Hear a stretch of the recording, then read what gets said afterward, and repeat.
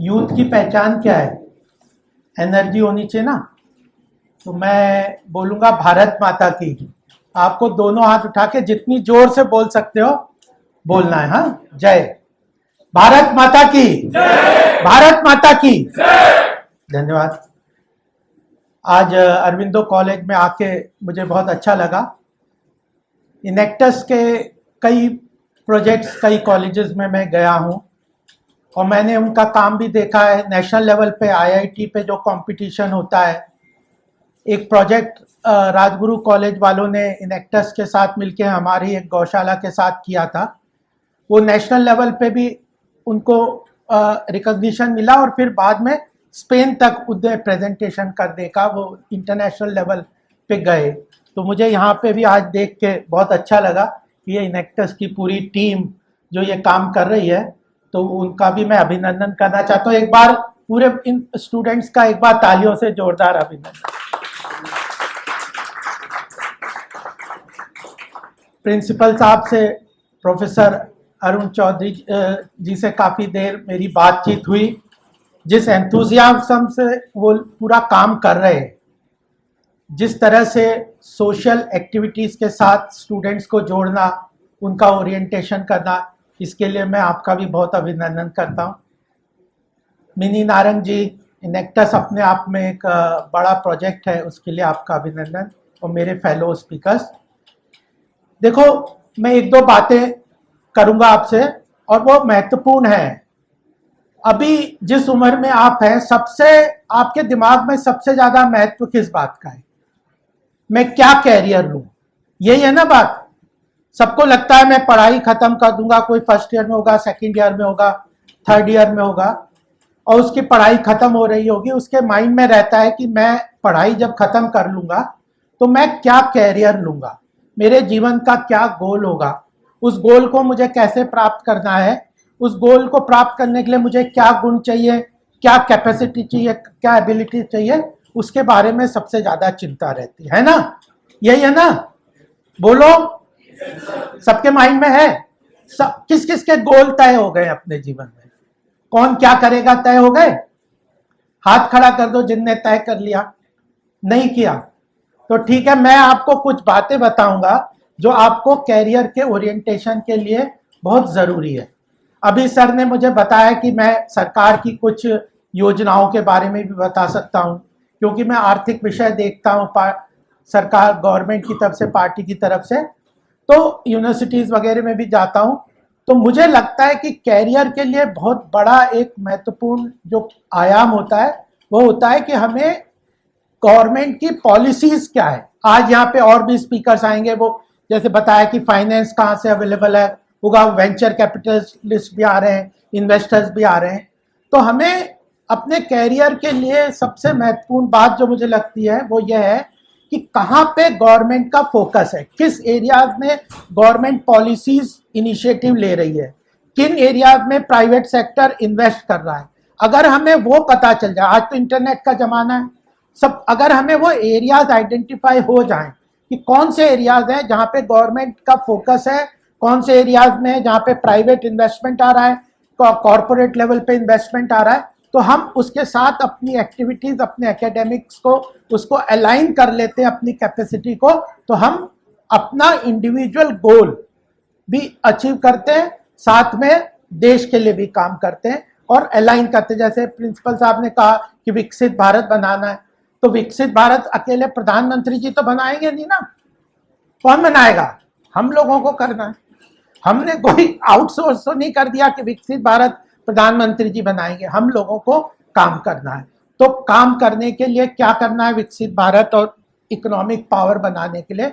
तो हमें अपनी एक्टिविटीज को उस ऑब्जेक्टिव के साथ अलाइन करना है। तो मुझे लगता है कि यह आज का बहुत महत्वपूर्ण जो कार्यक्रम है, तो उसमें हम कुछ बातें जरूर आपके सामने कहूंगा। मुझे एक चीज और कहनी है। महर्षि अरविंद, यहाँ पे अरविंद कॉलेज है, कितने लोग महर्षि अरविंद के बारे में जानते हैं? कौन थे महर्षि अरविंद? कोई बताएगा? नहीं ध्यान है? बहुत बड़े फिलोसोफर भी थे और क्रांतिकारी भी थे। और महर्षि अरविंद जो उस समय अंग्रेजों के खिलाफ बहुत महत्वपूर्ण तरीके से उन्होंने संघर्ष भी किया था, क्रांतिकारी भी थे। और बाद में जब लास्ट समय में यह पता चला, वो स्पिरिचुअलिज्म की तरफ चले गए थे। और पुडुचेरी एक जगह है चेन्नई के पास, वहां जाके उन्होंने आध्यात्मिक तरीके से देश के विकास के लिए बहुत काम किया था। तो मैं इसलिए यहाँ बता रहा हूँ कि जिस इंस्टीट्यूशन में हम पढ़ते हैं, जिस देश के लिए, जिस देश में हम रहते हैं, जिसकी अभी हमने जय जयकार की है, जिसके लिए जो हमने अभी जो शुरू में जो अपना गीत गाया था, जयति जय भारत के बारे में, तो सबसे महत्वपूर्ण है कि उसका प्राइड होना चाहिए, इंस्टीट्यूशंस का प्राइड होना चाहिए। इंस्टीट्यूशन अगर प्राइड वो अगर हमारे लिए है देश के लिए, तो वह बहुत महत्वपूर्ण तरीके से हम उसके लिए काम कर सकते हैं और उसके लिए जानकारी भी चाहिए। तो यह एक मैं शुरू में मैं आपके सामने शेयर करना चाहता था। दूसरी बात क्या है कि ये जो आज इनेक्टर्स का प्रोग्राम है एंटरप्रेन्योरशिप से रिलेटेड है, और मैं कुछ बातें आपको कल्चरल इकोनॉमी के बारे में सुना आपने। सरकार का बहुत बड़ा फोकस कल्चरल इकोनॉमी पे भी है। अयोध्या का नाम सुना है सबने? इकोनॉमिक एक्टिविटी अयोध्या बहुत तेजी से प्रोपेल कर रहा है। कुंभ जो है वह भी इकोनॉमिक एक्टिविटी देश में बहुत तेजी से प्रोपेल कर रही है। तो अगर भारत को विश्व गुरु के स्थान पे जाना है तो इकोनॉमिक पावर बनना है, और इकोनॉमिक पावर बनने के लिए उसको कुछ एरियाज आइडेंटिफाई करने हैं जहां पे भारत का अच्छा पोटेंशियल है, जहां पे भारत अच्छी तरह से ग्लोबल लेवल पे अपनी पहचान बना सकता है। तो जब हमने मृदवा का यह जो प्रोसेस देखा, या जिस तरह से टेराकोटा का जिस तरह से उन्होंने बताया, इस लोगों को जोड़ते हैं और इसको काम करने, इसकी जो वैल्यूएशन है, तो कल्चरल इकोनॉमी में एक बात हमें और ध्यान में रखनी चाहिए कि जब हम किसी चीज को, अगर हमारी ये जो धरोहर है, ये जो मिट्टी के टेराकोटा की बहुत बड़ी धरोहर है, तो इसको हमारा ऑब्जेक्टिव केवल प्रिजर्वेशन की बात नहीं है, केवल भारत की जो संस्कृति है, भारत की जो कल्चरल वेल्थ है, वह म्यूजियम में रखने लायक नहीं है, या उसको केवल प्रिजर्व नहीं करना है, उसको व्यक्ति के जीवन के साथ जोड़ना है, उसकी आर्थिक प्रगति, उसकी आर्थिक कार्यों के साथ अगर जोड़ना है। अगर यही जो लोक कुमार है, अगर हम चाहेंगे कि केवल सरकार की योजनाओं में, सरकार की सहायता के माध्यम से हम इनको प्रिजर्व कर ले, तो ये लॉन्ग टर्म उनका सस्टेनेबल एम्प्लॉयमेंट, एंटरप्रेन्योरशिप नहीं होगा, बल्कि वो कहीं ना कहीं सरकार के ऊपर, देश के ऊपर एक तरीके से एक चैलेंज की तरह सामने आएगा। तो उसकी इकोनॉमिक कनेक्ट बनानी है, चाहे जैसे उन्होंने कहा कि मार्केट एक्सेस चाहिए, उसके लिए स्किलिंग चाहिए, उसके लिए फाइनेंसिंग इंस्ट्रूमेंट चाहिए। तो जो हमारे देश की सांस्कृतिक धरोहर है, बहुत सारे क्षेत्र है, art, music, dance, food, festival, architecture, इस तरह से देश में जो सांस्कृतिक जो धरोहर है, उसको सरकार का बहुत बड़ा इनिशिएटिव है कि उसको हम फाइनेंशियल कनेक्ट उसके स्टैब्लिश करें, उसके लिए इंस्ट्रूमेंट्स डेवलप करें, उसके लिए मार्केट एक्सेस दे, उसको जो स्किलिंग के काम करें, ताकि वो हमारे जीवन का रोजमर्रा का हिस्सा बन जाए। और इंडियन सिविलाइजेशन जो कल्चरल वेल्थ है, वह हमारी जीवन सभ्यता है। ऐसा नहीं है मिस्र, रोम और जो ग्रीक जो है म्यूजियम में रखने वाली सभ्यता है। हमारे यहाँ पे तो सब चीजें, जैसे मैंने art, music, dance, food festival वगैरह बताए, ये हर लोगों के ग्रामीण क्षेत्र में, कॉटेज इंडस्ट्रीज में, कोऑपरेटिव्स में, महिला उद्योगों में, इस तरह के कामों में इसका बहुत बड़ा योगदान है। तो अब जब कल्चरल इकोनॉमी के लिए, एंटरप्रेन्योरशिप के लिए हम बात करते हैं, तो उसके लिए महत्वपूर्ण बात यह है कि इसको हमने जीवन का रोजमर्रा का हिस्सा भी बनाना है, और इसको एक तरीके से इकोनॉमिक पोटेंशियल इसको एनालाइज करके, इसको आर्थिक एक्टिविटीज के साथ जोड़ के उनको स्टैब्लिश भी करना है। तो जब हम ये सब करते हैं, तो कल्चरल इकोनॉमी जो बहुत बड़ा पोटेंशियल हमारे देश में है, उसको हम भारत की अर्थव्यवस्था को गति प्रदान करने के लिए एक तेजी से उसके लिए एक रास्ता खोलते हैं। अब अयोध्या की अपनी इकोनॉमी है, हमारे जो अलग अलग, केवल जैसे ये बताया कि क्रिएटिव इकोनॉमी, टूरिज्म और कल्चर, अगर इनको हम कंसोलिडेटेड करके देख लें, तो ये हमारे जीडीपी का देश के 8 से 10% हमारे जीडीपी में कंट्रीब्यूट करती है। Circular economy, creative economy, cultural economy, इन सब क्षेत्र के। तो मैं इस क्षेत्र के लिए बस आपको ये बताना चाह रहा था कि इसको हमारे देश में, हमारे सोच में जो कल्चर है, सांस्कृतिक धरोहर है, उसको हम लोग प्रिजर्वेशन की बजाय उसको अपने जीवन का, एंटरप्रेन्योरशिप का हिस्सा बनाने के लिए सरकार के बहुत इनिशिएटिव है, उसका बहुत पोटेंशियल भी है। तो मुझे लगता है कि यह इनेक्टस सारे जितने प्रोजेक्ट हैं वो इसी तरह का काम कर रहे हैं। तो मुझे लगता है महत्वपूर्ण काम है, बट हमें थोड़ा सा इसमें सोच में ये रखना है कि हमें उनके किस तरह मार्केट एक्सेस दे दें। अब आप लोगों ने सुना होगा कि प्रादा है, जो प्रादा है वो कोल्हापुरी चप्पल भी सुनी होगी। कोल्हापुरी चप्पल 800 या 900 रुपए में मिलती है, लेकिन प्रादा उसको 84,000 रुपए में बेच रहा है। क्यों? उसके पास मार्केट आउटलेट है। तो सरकार ने ओएनडीसी का इनिशिएटिव लिया है, open network e commerce facilities है, जीआई टैगिंग है, आईपीआर है। तो यह मैं इसलिए कह रहा हूं कि कल्चरल इकोनॉमी सरकार का बहुत बड़ा फोकस है, सरकार का बहुत इन्वेस्टमेंट आ रहा है, बहुत सारी पॉलिसीज आ रही हैं। उस सारे कल्चरल इकोनॉमी के अंदर बहुत सारे पोटेंशियल्स हैं, उस पोटेंशियल्स को भी हम अपने कैरियर के अंदर अच्छी तरह से ओरिएंट कर सकते हैं। एक और बात इसमें मैं आपके सामने बताना चाहता हूं, कितने लोगों ने ऑटोमेशन पैराडॉक्स सुना होगा। यहाँ पे मैं प्रेजेंटेशन दे रहा था, इसलिए मैं थोड़ी बात इस पे ये करना चाह रहा हूँ। उसमें बताया कि every product has a story to tell. तो वो एक, मैं इकोनॉमिक्स का भी स्टूडेंट हूँ, एक वैश्विक स्तर पे एक कॉन्सेप्ट चल रहा है ऑटोमेशन पैराडॉक्स। जब हम कहते हैं कि एआई का ऑनस्लॉट होगा, टेक्नोलॉजी का ऑनस्लॉट होगा, ये जो एम्प्लॉयमेंट लोगों के ले जाएगा, तो उसमें एक कॉन्सेप्ट वैश्विक स्तर पे चला डिस्कस हो रहा है, वो है ऑटोमेशन पैराडॉक्स। कि जब आप किसी प्रोडक्ट को डेवलप करते हैं एआई के माध्यम से और टेक्नोलॉजी से उसको बना देते हैं, तो उसमें वो जो उसकी यूनिकनेस है, उसकी इनएफिशिएंसीज है, उसके जो डिफरेंसेस हैं, उसकी जो यूनिकनेस है वो खत्म हो जाती है। तो वो एक जीवन में एक नीरसता पैदा करता है। तो तब ये हैंडीक्राफ्ट वगैरह का बड़ा महत्वपूर्ण तरीके से योगदान रहता है। तो यह जो ऑटोमेशन पैराडॉक्स है, और ऐसा ही नहीं है, कल्चरल इकोनॉमी में टेक्नोलॉजी के रूप में भी बहुत इनिशिएटिव्स आ रहे हैं। जैसे स्पिरिचुअल टेक है, अब हमारे देश की संस्कृति है जिसमें अब एस्ट्रोलॉजी के कंसल्टेशंस होते हैं, मंदिरों के अंदर, टूरिज्म के अंदर घूमना के लिए लोग काम करते हैं, जो अलग अलग तरह पूजा पद्धतियां हैं, लोग कहानी, किस्से, पंचतंत्र की सुनना चाहते हैं। तो कई बहुत लोगों ने इनिशिएटिव लिए हैं जो टेक्नोलॉजी को यूज करते हुए हमारी सांस्कृतिक धरोहर को का डेमोक्रेटाइजेशन कर रहे हैं, यानी लोगों तक उसकी एक्सेस पूरी तरह से मतलब पहुंचाने का काम कर रहे हैं। और उसमें 300 से ज्यादा स्टार्टअप आज के समय में काम कर रहे हैं। एक जो ये जो है एस्ट्रोटॉक, एक कंपनी का मैं एग्जांपल दूंगा। एस्ट्रोटॉक एक कंपनी है, वह उसका लास्ट ईयर का जो बजट, जो रेवेन्यू है, प्रॉफिट 1214 करोड़ का था, और वह आईपीओ भी लेके आ रहे हैं। तो स्पिरिचुअल टेक है, ऑटोमेशन पैराडॉक्स है, कल्चरल इकोनॉमी है। यह तो एक समय में अपने आप में हमारे देश की सांस्कृतिक धरोहर को माध्यम से हमारी इकोनॉमी को प्रोपेल कर रहे हैं। इसमें भी एक बहुत बड़ा आने वाले समय में हमारे लिए अपॉर्चुनिटी रहेगी।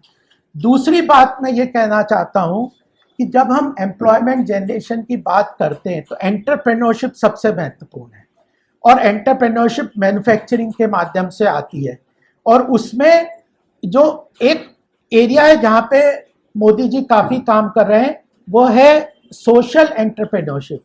यानी हम काम कर रहे हैं, सब लोग बिजनेस प्रॉफिट, कॉर्पोरेट लेवल पे आप प्रॉफिट ही केवल अर्न करने के लिए काम करते हैं, लेकिन कुछ लोग ऐसे, यंग लोग, स्टूडेंट्स ऐसे होते हैं जो सोचते हैं कि हमारी एक्टिविटी से समाज में कुछ बदलाव आए, हमारी एक्टिविटी से हम कोई पॉजिटिव कंट्रीब्यूट कर दें समाज में। तो वह लोग, और अगर अपने को जीवन यापन करना है तो हमें आर्थिक रूप से भी कुछ ना कुछ अपनी आवश्यकताओं की पूर्ति के लिए काम करना है। तो सोशल एंटरप्रेन्योरशिप यानी ऑब्जेक्टिव तो है कि समाज में हम कुछ अच्छा काम कर दें, बदलाव कर दें, बट हमारे लिए आर्थिक रूप से भी कुछ ना कुछ संपन्नता, आवश्यकता पूर्ति के लिए भी काम हो, तो उसके लिए ये ऐसे बहुत सारे इनिशिएटिव्स आ रहे हैं जो सोशल एंटरप्रेन्योरशिप के अंतर्गत काम कर रहे हैं। और इसके लिए प्रधानमंत्री जी ने नेशनल स्टॉक एक्सचेंज के माध्यम से सोशल स्टॉक एक्सचेंज को स्टैब्लिश किया है।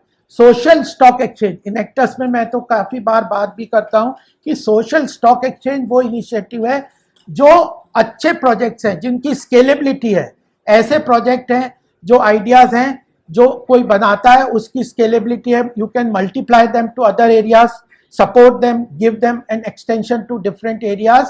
उसके लिए फाइनेंसिंग के लिए, क्लाउड फंडिंग के लिए सोशल स्टॉक एक्सचेंज में you can take the projects, take those projects, if you have good ideas, identify that project, उसकी फाइनेंशियल स्ट्रक्चर आप करिए और उसके बाद सोशल स्टॉक एक्सचेंज में उसको लिस्ट करके there are investor who will come, whether it is from CSR fund और अदर इन्वेस्टर्स, वो आके उस चीज में काम करेंगे। तो सोशल एंटरप्रेन्योरशिप के लिए स्टैब्लिश होके you can contribute to the society, but at the time same time you can contribute to your own financial needs. So manufacturing is an important area. Manufacturing, in which areas you can develop manufacturing, that is very important. और कुछ एक दो बातें और मैं आपके सामने कहना चाहता हूँ, वो है, एक तो मैंने कल्चरल इकोनॉमी पे, क्योंकि इनेक्टस का था इसलिए थोड़ा ज़्यादा उस पर कल्चरल इकोनॉमी पे फोकस किया। हम बहुत कल्चरल इकोनॉमी पे काम कर रहे हैं, उनके वैल्यूएशन, उनकी स्किलिंग, उनके परफॉर्मेंस मैट्रिक्स, उनकी मार्केट एक्सेस, इन सब चीज़ों पे, उनके GI टैगिंग, उनके IPR, ये सारों में उनको एक इकोसिस्टम क्रिएट करके आगे बढ़ाने के काम कर रहे हैं। लेकिन उसके अलावा इस बार 2026 में बजट में कुछ सनराइज सेक्टर्स आइडेंटिफाई किए हैं, उसमें बहुत सारे अपॉर्चुनिटीज हमारे यंग लोगों के लिए है। अभी मैं सूरत में गया था, ऐसे स्टूडेंट्स उन्होंने एंटरप्रेन्योरशिप का एक 2 दिन का ट्रेनिंग सेमिनार किया था, मुझे भेजा गया था। तो उसमें वहाँ पे ये जो स्पेस टेक्नोलॉजी के जो हेड हैं हमारे स्पेस मिशन के, रिटायर हो गए, वो आए थे। उन्होंने बताया कि जब एक कोई सैटेलाइट लॉन्च होता है या बनता है, तो केवल सैटेलाइट ही नहीं बनना है, बल्कि उसके छोटे छोटे प्रोडक्ट्स जो छोटे छोटे इंडस्ट्रीज में बनते हैं, हजारों इंडस्ट्रीज है, कोई उसका बैटरी बना रहा है, कोई और प्रोडक्ट बना रहा है। सूरत ने वहाँ पे ऐसी स्थिति है कि पानी भी ट्रेन से आता है कई बार। वहाँ पे उन्होंने स्पेस टेक्नोलॉजी के इतना ज़्यादा डेवलप कर दिया है, इतना ज़्यादा प्रॉस्पेरिटी वहाँ पे डेवलप कर दिया है, छोटे छोटे प्रोडक्ट बना के स्टार्टअप इकोसिस्टम के माध्यम से ऐसे ऐसे हजारों प्रोडक्ट्स बनाने का काम किया, और स्पेस टेक्नोलॉजी के इंटीग्रेट करते हुए उसमें बहुत बड़ा कंट्रीब्यूट कर रहे हैं, अपनी इंडस्ट्रीज भी चला रहे हैं। तो स्पेस टेक्नोलॉजी में सरकार हैवी इन्वेस्टमेंट कर रही है। स्पेस टेक्नोलॉजी के वेरियस एस्पेक्ट के लिए ग्लोबल लेवल पे भारत एक पहचान बन जाए, स्पेस टेक्नोलॉजी है। दूसरा सनराइज सेक्टर है, रिन्यूएबल एनर्जी है, इसमें भी सरकार के बहुत इनिशिएटिव हैं, चाहे ग्रीन हाइड्रोजन है या जो सोलर एनर्जी है, इन तरह की चीज़ों में, या अभी जो शांति बिल लेके आए हैं, ये चीज़ें मैं आपको केवल अंडरलाइन करते हुए बताना चाहता हूँ। आज इंटरनेट का ज़माना है, you can access to those thing in ministries, PSU undertakings, various जो वेबसाइट्स हैं उनमें बहुत इंफॉर्मेशन है। They put on their websites all the challenges. अगर PSU अंडरटेकिंग्स को हम देखते हैं, ऑयल इंडस्ट्रीज में साथ हम काम करते हैं, तो क्या क्या प्रोसेस चैलेंजेस हैं, क्या क्या प्रोडक्ट चैलेंजेस हैं, उन प्रोसेस और प्रोडक्ट चैलेंजेस को हम लोगों ने अपनी वेबसाइट पे डाला हुआ है। अगर कोई बच्चा या कोई स्टूडेंट उसमें कोई रिसर्च करता है या कोई उसमें कोई आइडिया लेके आता है, तो उसको फंडिंग भी करते हैं PSUs, और उस फंडिंग के बाद उसको डेवलप करने के लिए, अगर वो डेवलप करने के बाद उस प्रोडक्ट को सक्सेसफुली बना लेता है या प्रोसेस आइडेंटिफाई कर लेता है, तो उसको पब्लिक सेक्टर अंडरटेकिंग उसको परचेज भी करती है और उसके स्टार्टअप इनिशिएटिव में वेंचर कैपिटल के रूप में भी काम करता है। ONGC है, भारत पेट्रोलियम है, ऐसे बैंक ऑफ बड़ौदा है, इन सब ने अपने CSR इनिशिएटिव्स के लिए फाउंडेशंस बना के इस तरह के इनिशिएटिव लिए। तो हमें सबसे ज़्यादा इंफॉर्मेशन इस चीज़ की, सोशल मीडिया एक एस्पेक्ट है, उसमें हम बहुत टाइम लगाते हैं, बट इंफॉर्मेशन गैदर करके what are the policies where government is focusing, what are the challenges, every ministry has put up like those challenges and initiatives where you can work. तो हमें identify करना, we should not be, जैसे principal साहब ने कहा, we should not be only job seekers but job givers. Ample opportunity है। भारत के ये 25 साल जो अभी हैं वो स्वर्णिम काल बनने वाले हैं और इसमें कोई शक नहीं है कि भारत आर्थिक रूप से बहुत तेजी से प्रगति करेगा। और ये केवल हम ही नहीं कह रहे, विश्व स्तर पे मैं 30-35 कंट्रीज में गया हुआ हूँ, ग्लोबल लेवल पे आज उनके अंदर ये इंटरेस्ट है कि भारत में आने वाले 1-2 दशक में इकोनॉमिक एक्टिविटी बहुत तेजी से बढ़ने वाली है और वो पार्टिसिपेट करना चाहते हैं। वो कोई भारत से उनको बहुत प्रेम हो गया है या मोदी जी से उनको प्रेम हो गया इसलिए वो हमारा इतना सम्मान नहीं करे, उनको लगता है कि economic activity is shifting towards India, India will lead the, it will lead the economic growth of the world and they want to participate in it. तो जो एरियाज हैं, सनराइज सेक्टर्स अभी क्रिटिकल मिनरल्स के बारे में है, raw materials के बारे में, लॉजिस्टिक कॉस्ट को कैसे रिड्यूस करना है, तो एम्पल अपॉर्चुनिटीज है। मैंने स्पेस टेक्नोलॉजी बताया, रिन्यूएबल एनर्जी बताया, शांति बिल के अंदर इमेंस पोटेंशियल है, उसमें सरकार टैक्स कंसेशन दे रही है, लो टैक्स कर रही है, स्टार्टअप इकोसिस्टम के अंदर सपोर्ट कर रही है। अगर आपको कुछ इंपोर्ट करना है तो उसके लिए कस्टम ड्यूटीज रिडक्शन दे रही है, फाइनेंसिंग कर रही है। फिर स्पिरिचुअल टेक बताया, न्यूक्लियर एनर्जी बताया, ऑटोमेशन पैराडॉक्स बताया। तो मुझे लगता है कि आज या जो बेसिकली हमारे एजुकेशन सिस्टम का एक महत्वपूर्ण जो पर्सपेक्टिव है उसमें एंटरप्रेन्योरशिप डेवलपमेंट बहुत महत्वपूर्ण है।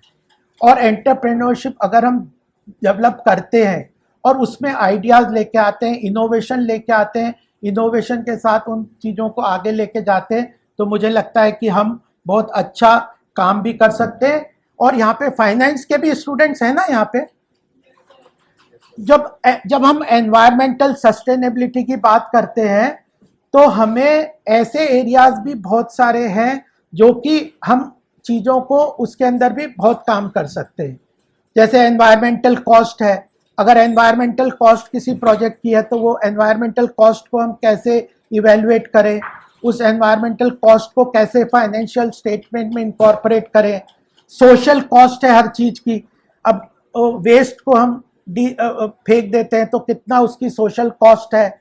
इन सब चीज़ों के लिए वैल्यूएशंस है, इन चीज़ों को फाइनेंशियल स्टेटमेंट के अंदर इनकॉर्पोरेट करना है। ऐसे स्पेशल फंड्स ग्लोबली बने हुए हैं जो इस तरह के चीज़ों को, एनवायरमेंटल सस्टेनेबल प्रोडक्ट्स को, जो इंडस्ट्रीज़ है या इनिशिएटिव्स हैं उनको लो कॉस्ट पे फंडिंग करती है। तो उन चीज़ों में इन सब environmental cost, social cost, intangible assets की वैल्यूएशंस, इन सब का अल्टीमेटली प्रोजेक्ट इवैल्यूएशन में कैसे हम काम कर सकते हैं। तो मेरा यही पर्पस था कि आप लोगों के ध्यान में आना चाहिए, there are immense possibilities in India, we have to work for that, but ultimately pride for the nation, commitment for the nation और स्ट्रॉन्ग विल पावर, ये ज़रूरी है। अगर हमारे यहाँ पे संकल्प शक्ति है तो हम लोग अपने ऑब्जेक्टिव को अवश्य पूरा कर देंगे। इतिहास में अगर हम देखते हैं, जिसने भी संकल्प किया है उसी ने इतिहास रचा है ना। तो यह आज मुझे यही आप लोगों को कहना है कि you have to finally decide on your career, where what is the goal that you want to take. उसके पहले अच्छी तरह से अपने टीचर से भी बात कर सकते हैं, पेरेंट्स से भी बात कर सकते हैं, गवर्नमेंट के, पीएसयूज के, मिनिस्ट्रीज वगैरह के इनिशिएटिव्स को भी देख सकते हैं। उनके लिए क्या अब हमें स्किल्स चाहिए, उन पे हम काम कर सकते हैं और उन स्किल्स के लिए, उनको कैपेसिटी को बढ़ाने के लिए हम कैसे काम करेंगे तो हमारे लिए एक अच्छा फ्यूचर भी सामने आएगा। तो मुझे लगता है कि आज जो पूरा ये और भी स्पीकर्स जो होंगे तो वो लोग अपना कंट्रीब्यूशन देंगे। और मुझे यहाँ बुला के आप लोगों ने यहाँ जो मेरी बात सुनी और सम्मान दिया उसके लिए बहुत बहुत धन्यवाद, बहुत बहुत शुभकामनाएं। विश्वास है ना, देश के लिए काम करेंगे, है ना? ठीक है, धन्यवाद।